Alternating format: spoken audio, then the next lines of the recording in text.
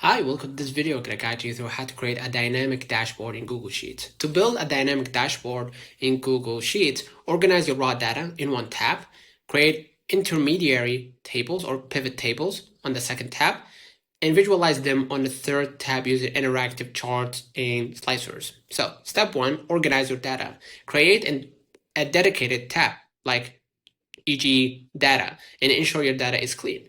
Ensure every column has a clear header in the first row, e.g. date, category, sales, region. Step 2, create pivot tables and summary tables. So go ahead to insert, top left, right? You're gonna press pivot table to summarize large chunks of data.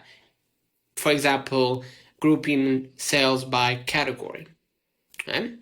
And place these pivot tables on a separate tab, like summary or dashboard, right? And create a dedicated control center cell using drop-down menus. So select a blank cell, right? And go to data and head over to data validation, right? And you're gonna go ahead to add rule, right? And you can choose a drop-down in the criteria from a range and link it to your category or date list so viewers can easily select specific time frames or regions.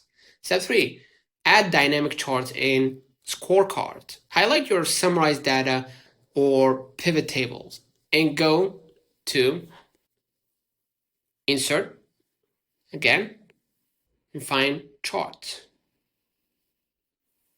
Okay? And use the chart editor to choose your visual, basically like column charts for comparisons or line chart for trends, and add KPI scorecard charts to display grand totals. Step 4, insert interactive slicers. Like this is the magic tool.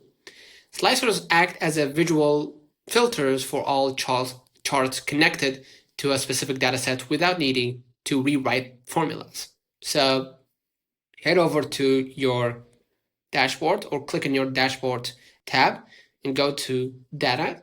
You're gonna find a button called add slicer, right?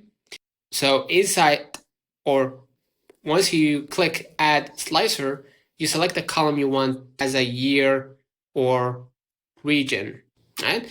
And copy and paste the slicer to add more filter options like vendor status for your end users, right? Here. And format and finalize. Hide your data in summary tabs by right-clicking their names and selecting, for example, to hide, this, basically the summary, right? To give the dashboard a clean professional canvas.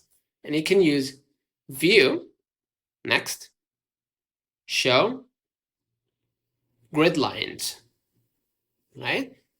And uncheck the grid lines options to make your dashboard look like a dedicated application. So consider liking this video, subscribe, it really helps. See you in the next as a year.